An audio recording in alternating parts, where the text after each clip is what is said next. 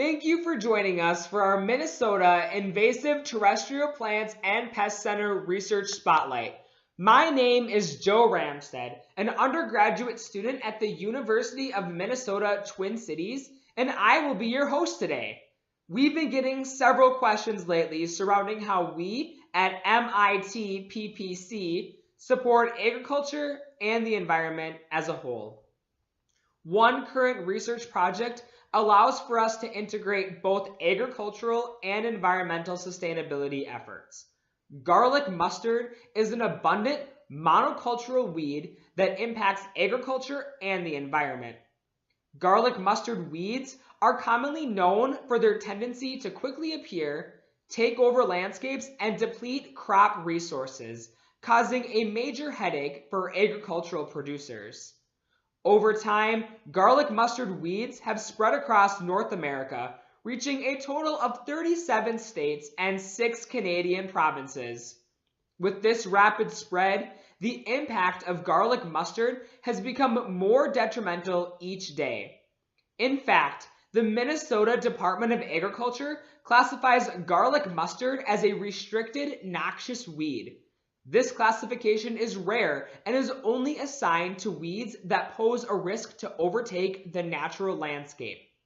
As a result, this raises concerns for farmers and environmentalists alike because producers want to focus on cultivating food and fiber rather than weeds.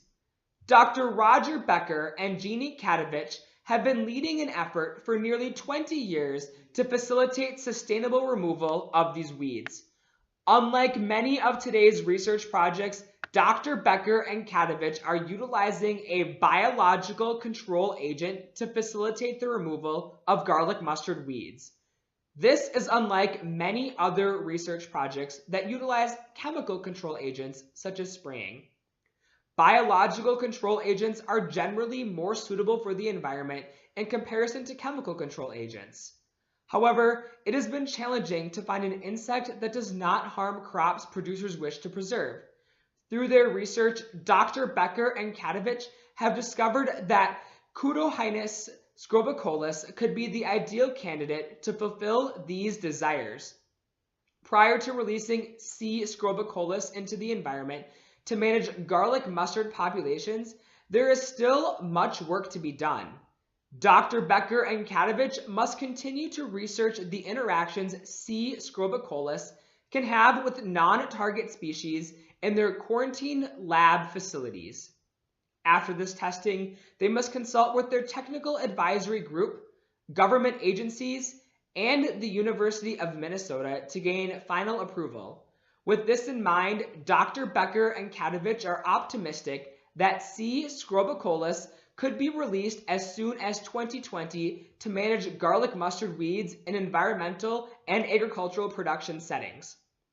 While this project has posed many challenges, Dr. Becker and Katovich have overcome all of them with their resilient work ethics. Katovich mentions, "Working on this project has really shown me the value of patience. This patience and optimism are crucial to the success of any researcher, and we commend both Dr. Becker and Katovich for their continuous efforts on this project. Their hard work is certainly going to pay off when C. scobicollis is finally released into the environment. Because of their efforts, farmers and environmentalists alike will be able to focus their energies on producing healthy, wholesome food, fiber, and fuel for consumers like you and I, rather than controlling pesky garlic mustard weeds."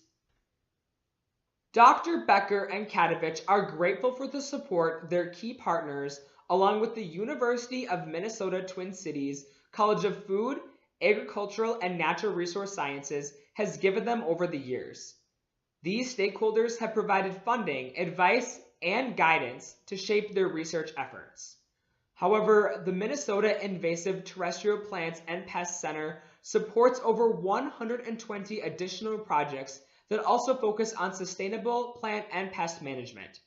To learn more and be in the know about this research project and others like it, be sure to check out our website or find MITPPC on Facebook and Twitter. Thank you for tuning in.